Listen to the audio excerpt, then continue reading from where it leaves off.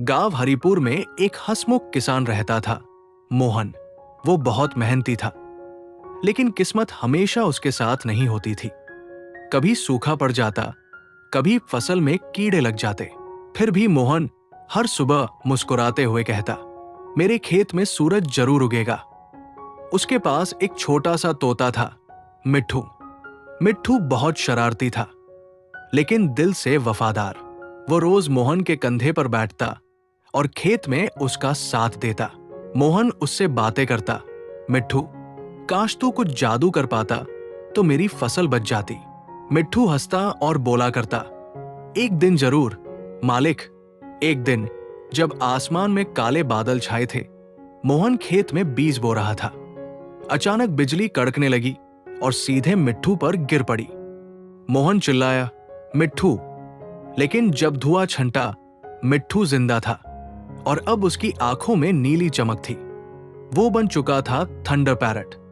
अब मिट्ठू बिजली जैसी तेज उड़ान भर सकता था। उसके पंखों से बिजली की चिंगारियां निकलती और वो बादलों से बारिश गिरा सकता था। मोहन हैरान था, अब तो हम सबकी मदद कर सकते हैं। अगले दिन गांव में भयंकर सूखा पड़ा।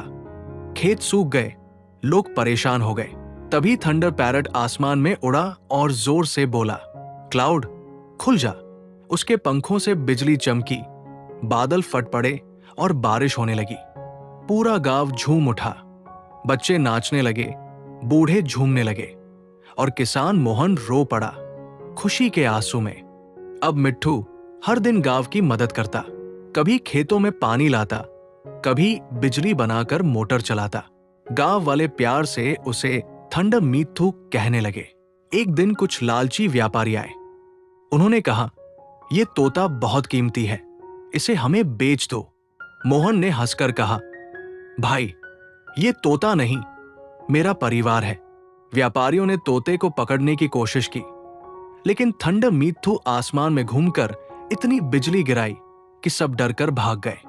गांव वालों ने तालियां बजाईं और मोहन ने मिट्ठू को गले लगाकर कहा, तेरे बिना मैं कुछ नहीं मिट्ठू, तू ही मेरा थंडर हीरो है।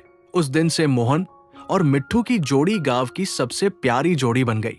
हर शाम जब सूरज ढलता, मिट्ठू आसमान में उड़कर बिजली की एक छोटी सी चमक बनाता और कहता, ये हमारे गांव की रोशनी है।